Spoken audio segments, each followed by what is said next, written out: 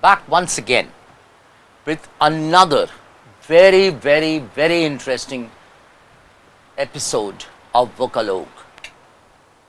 They say that immortality is with a name, and so is true with words.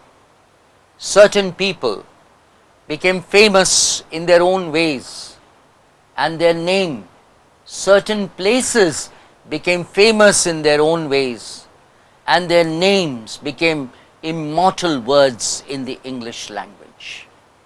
Dear friends, welcome to the wonderful world of eponyms, words that come from the names of places and from people's names. I'll have to go a little bit back to history, and I look at Napoleon Bonaparte. Napoleon had many admirers, but one singular admirer, and a great admirer, was a man called Nicolas Chauvin. And he gave us this wonderful word called chauvinism. My friends, ism is a type of thinking or policy. Nicolas Chauvin was such a die-hard supporter of Napoleon Bonaparte that he refused to believe that his master could ever be defeated. Such die-hard faithfulness is now called chauvinism. However, this particular word sometimes has been taken a little negative. When you tell that a man is an MCP, you're actually telling him that he is a male chauvinistic pig. Little derogatory, but that extreme faithfulness to that so-called manliness makes him a chauvinist. Let's move on. Recently, we had a World Cup football, and in that World Cup football, two giants cracked against each other, Portugal and France. It was a battle of sorts. And comes a wonderful word straight from the Bible. And let me write that word, Armageddon. Armageddon. This word means the final battle of right versus wrong, to decide who is going to win.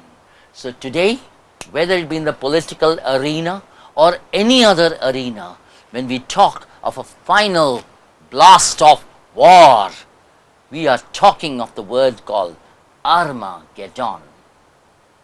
It's afternoon time, and it's around 3 o'clock, and I'm feeling very hungry.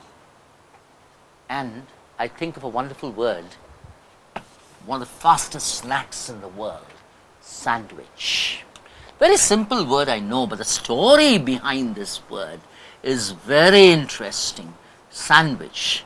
There was no sand and there was no witch in the sandwich. In England, there was the Earl of Sandwich. He was a gambler. Spent the entire day gambling. So his wife would send him bread and mutton chops for lunch.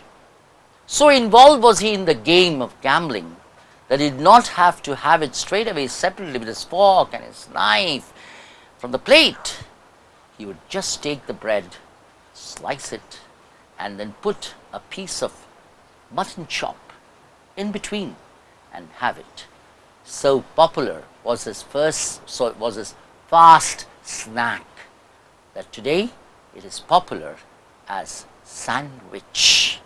Interesting, no? People who left behind their words. Friends, I now come to a word which is so keeping with the present times. When today the censor board is under a deep controversy as what to certify as good for public viewing and not good for public viewing. This controversy existed during the times of William Shakespeare also. William Shakespeare was a pakka. He was a great writer, but a keen sense of business. He knew that to get numbers into the theatre, he had to create certain lines which would have hidden meanings, and those hidden meanings would make people laugh. But those sort of hidden meanings, it was thought, was not fit to be viewed, to be heard or to be read by the family. So, a man was appointed whose name was Thomas L. Bowdler.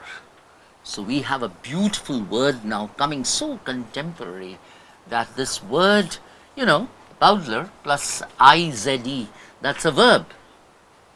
Bowdler, Thomas Bowdler, was asked to clean up the Shakespearean texts, remove those parts which were unfit for family consumption, and publish it as a clean Shakespeare.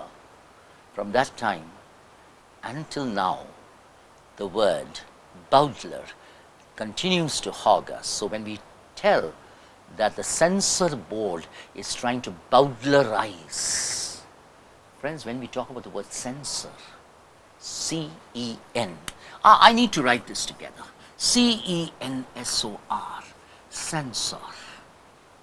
The censor board. Remember now what happened about Urta Punjab, etc., the entire controversy.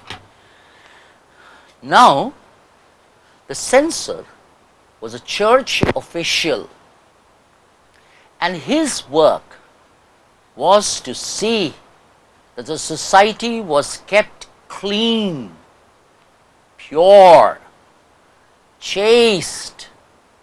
So he would delete anything that he found in society which was unfit to be heard or seen.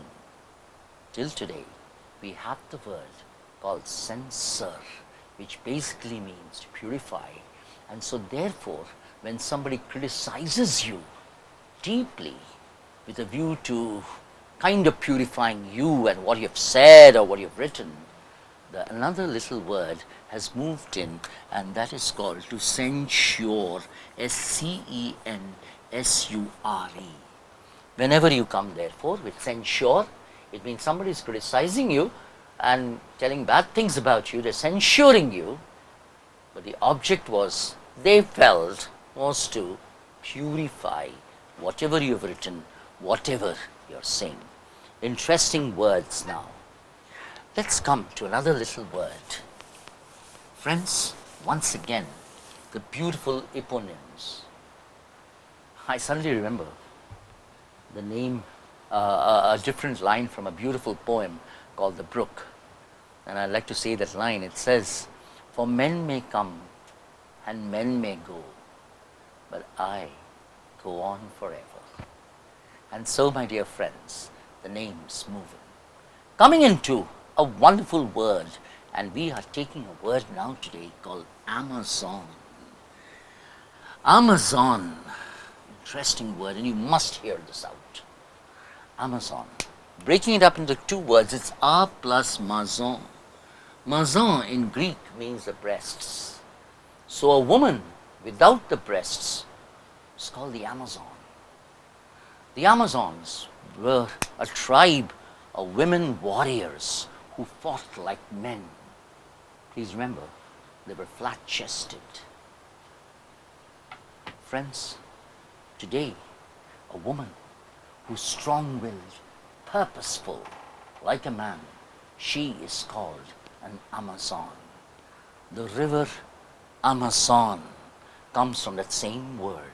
The whiteness, the flatness of the river gave you Amazon. And much later, when Amazon.com came in, they felt they had the highest number of titles of books originally, not now, originally. So the word Amazon.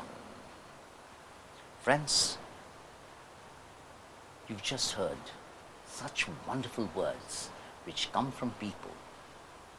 Very soon, I'll be coming in my next episode with some more wonderful words from names and places. Till then, happy word hunting. Thank you.